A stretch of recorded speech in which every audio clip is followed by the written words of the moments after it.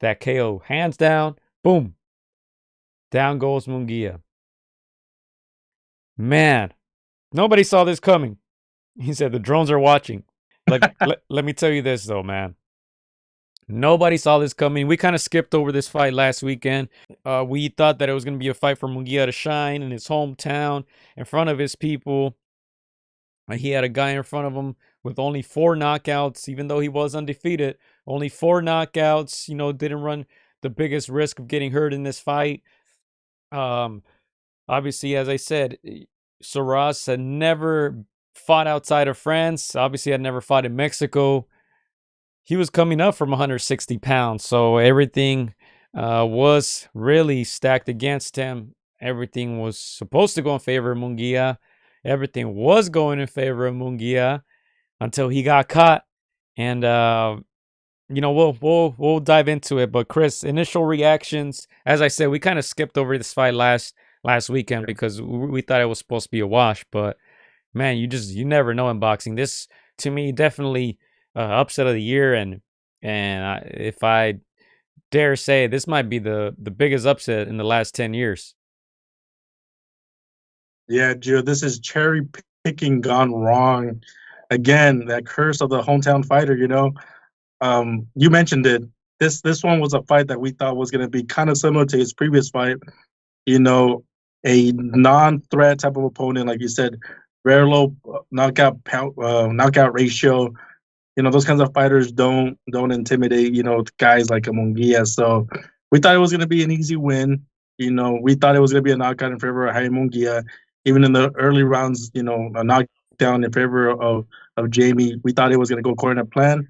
And, his opponent flipped the script in Jaime's hometown. And I agree. Shocker, upset of the year. If easily not top 3, top 5. So again, it was not, written to script, but man, that's what happens in boxing. Perfectly timed shot by a fighter with very low knockout ratio stuns Jaime Munguia. Yeah, and look, I said the biggest upset in the last 10 years because what upsets come to mind when you think about upsets? Obviously, the obvious one is Joshua and Ruiz, right? Yeah. But in this case, Brunello, as they were calling him, Brunello Surace, he had less experience than Munguia. He's younger. He had never fought outside of his country. He hadn't fought in a big fight like this. He was going up in weight. Everything was literally against him. At least Andres had some stuff in his favor. The experience, the hand speed, things like that. It seemed like Brunello had nothing in his favor, and he was still able to pull it off. And even by knockout, Chris, 4 KOs he had in his 25 victories. He adds his 5th. Got knocked down in the second round. It looked like Munguia was going to finish him off, and in my opinion, Munguia didn't look terrible. He looked composed even when he knocked down his opponent.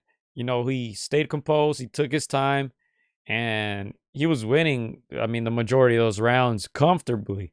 He was getting caught here and there, but watching the fight, I thought, well, this guy doesn't have power like that, so Munguia should be able to put him away or win a comfortable, unanimous decision. Got caught with his hands down, clean flush punch right on the chin. Munguia did get up, to his credit. We know he has a good chin. We know he has that heart. To me, the referee did count a little fast. I mean, when he counted 1 through 5, it was fine. After that, it was very fast, and I was shocked because obviously the fight is in Tijuana. Everybody thought Munguia was going to win this fight. So I was very surprised that the referee counted very fast there, especially from 7 to 8 to 9, and then he just ended up stopping the fight. But to me, he did count fast. But look, nobody's gonna care because this is the ultimate underdog story. As I said, an unknown Frenchman travels to Mexico to fight, one of the biggest Mexican stars, everything against him. If there was 10 people in favor of Surace or supporting Surace in that arena, that would be a big number. Everybody was there for Munguia there in El Estadio Caliente de los Cholos, and you guys saw Julio Cesar Chavez reaction when Munguia went down. He kind of turned, and then the disappointment started to kick in when he couldn't continue. But big ups to Surace. You got to give him credit.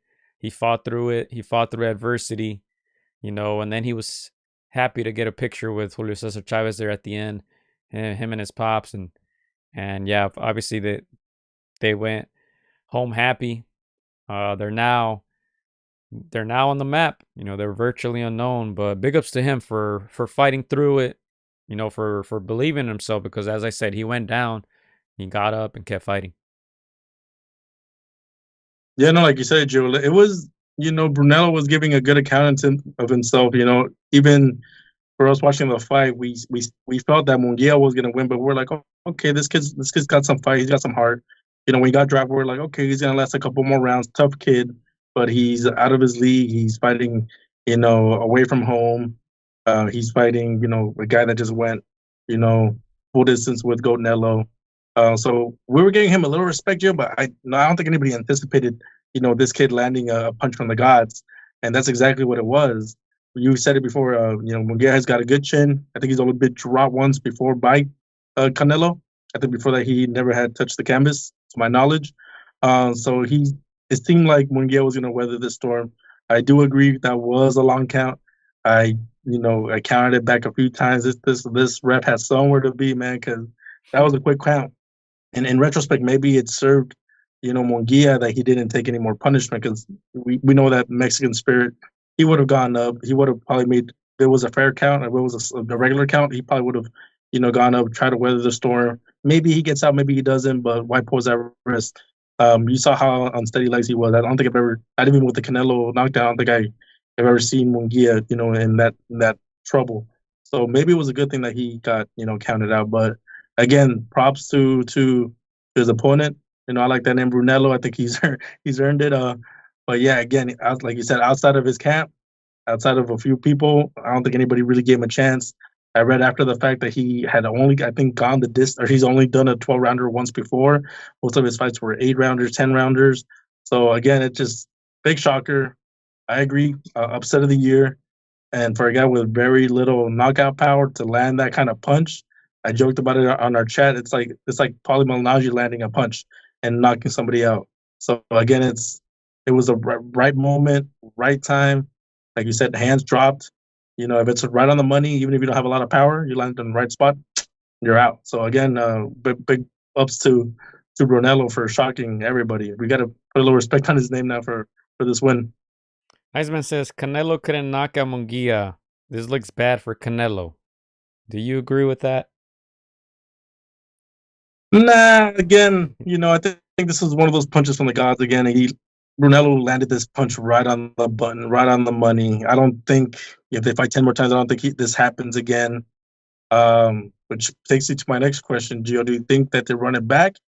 Do you think, you know, they entice Brunello with enough money to run it back, if not in TJ in Vegas? Well, first of all, yeah, I agree. I think we would all agree that Canelo kind of allowed Munguia to survive. He showed him mercy. But yeah, that was one of the questions that they asked Munguia as he was leaving the arena. He looked in fine spirits. He was saying bye to a lot of people, and then that was one of the things that they asked him. He was like, "Hey, I just got caught. Congrats to him." And then they asked him if the rematch could happen. He said, "Yeah, why not?" But I think everyone's just gonna go home now, enjoy the holidays and all that stuff. But um, yeah, I mean, if you're Brunello Surace, I guess you have to take it. It's another big payday. It's another big opportunity to continue to provide for your family and all that. So I wouldn't be shocked if there's a rematch. Probably not in Tijuana. Probably won't happen in Tijuana, and I don't know if Munguia would want it there either. But yeah, I can see it happening. Yeah. Do you feel like, yeah, I know fighters always say that they don't underestimate their opponents, but you think he underestimated Saras a little bit? Yeah, 1,000%, 1,000%. I think he'd be a liar if he said no. We gave all the reasons why. The guy only had 4 knockouts to his name. You know, hadn't fought out of France. He was coming up in weight. This was supposed to be, let's keep it real. It was supposed to be an easy fight, a very winnable fight for Munguia. So I 100% think he overlooked him. I don't want to say that I saw signs. I was like, oh, we're gonna get a shocker because there's certain fights where I'm like, hey, there might be a shocker here. The Bukele one was an example. I was like, oh, we might see something. I didn't expect it in this one. But once you see the fight, I'm like, man, Munguia didn't even get a haircut. I mean, I know he's got that dad bod, but I was like, doesn't look like the best in shape, the most motivated Munguia. Obviously, like different events. When you fight a Surace versus when you fight a Canelo, you obviously could tell Munguia was ultra focused on that fight. He was ultra motivated. He was, fresh haircut. He was like, I'm at the big stage. I gotta be focused. You don't underestimate a guy like Canelo. But yeah, I just felt like this one was very, I don't want to say last minute put together, but not a whole lot of effort in Munguia. It reminds me a little bit of the Tyson, the way when he went to Tokyo, to fight Buster Douglas. You feel like even on your worst day, I'm gonna beat this guy, and that's how she wrote you again. Big prop to Brunello Surace for this huge upset again. This one's just gonna, put him in position just to get a huge bag, a bag that maybe he wasn't deserving based on name recognition, Joe. But an upset's an upset, and if you want to run it back, I mean, those agents of him have to get smart with how much they ask in that rematch. Yeah, I was gonna say the ball's kind of on his court. Hey, you want it back? You better double whatever you paid me last time or triple it. And Yeah. I think they can get a little greedy with it. I'm not sure they will, but now let's watch this. Let's watch the KO, man. Let's see if we're able to play it here. This is not the punch. Let's see if we can find the actual punch. It might be this one here. Well, that's a knockdown there that where Brunello went down. You guys see it there in the second round. He didn't look too badly hurt. He was fine. The punch was vicious. It was a vicious one, but he didn't look awfully hurt. And then here's that KO. Hands down. Boom. Down goes Munguia. And yeah, as you count, let's see if they He's done. Let's hear that count once again, Chris, because that's what we're talking about here. That fast count, which I was shocked, as I said. You might be right. The referee probably had somewhere to go when you hear Munguia they're saying stuff to the referee, but here's the punch again.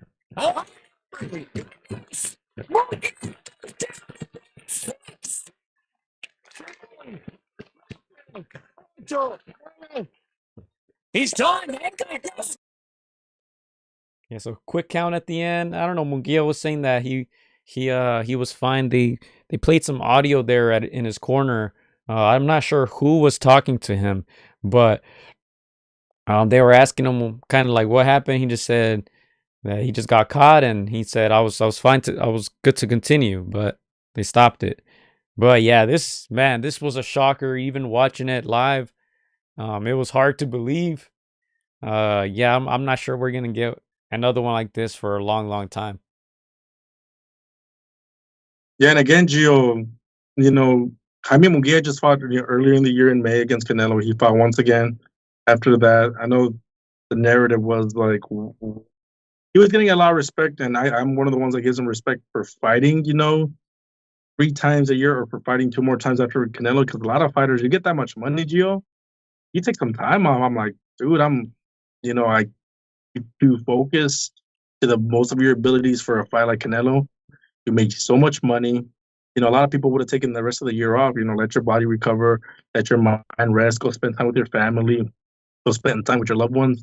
But to get into 2 fights, that's 8 weeks of camp for each fight. After that, I was giving him a lot of props. But in retrospect, do you think he should have either taken no fights or one fight after Gonello? Look, he had that fight versus Bazinian, which was a tough fight, and he was able to pull it off. His power came through again, and he was able to hurt Bazinian. Now, Berlanga would say, "Hey, he messed up the bag. He reacted right away." But I think those are still fights that sell. The Munguia, the plant fight. Hopefully, Munguia will look for those fights with Berlanga with Plant, to try to make a bit of a comeback and obviously to continue making those bags because his stock does drop a lot, Chris. I think yeah, it's gonna be so hard to recover from this. You get stopped by a guy who had 4 knockouts. Man, that's not good. That's not a good look. So we'll see how he comes back. But I'm not too mad at the fact that he fought. I was just Mm. getting ready to say that this was a great event for Tijuana. Like I said, it was the Cholos Stadium. The capacity is about 30,000. I'm not sure how good that gate was, but it looked like there was a lot of people there. You saw it at the end. Everybody was stunned. Stadium went quiet. But I thought it was a good event for Tijuana. His homecoming. The last time that I remember him fighting in Mexico was in Monterrey, which is not his hometown. So I thought it was a cool homecoming fight against a guy you were supposed to beat. Obviously, things didn't turn out that way, but uh, obviously, hindsight 2020. Yeah, you can say, man, he probably just rested, but I wasn't mad at that decision. Honestly, I thought it was pretty cool to just have a fight there in front of his people.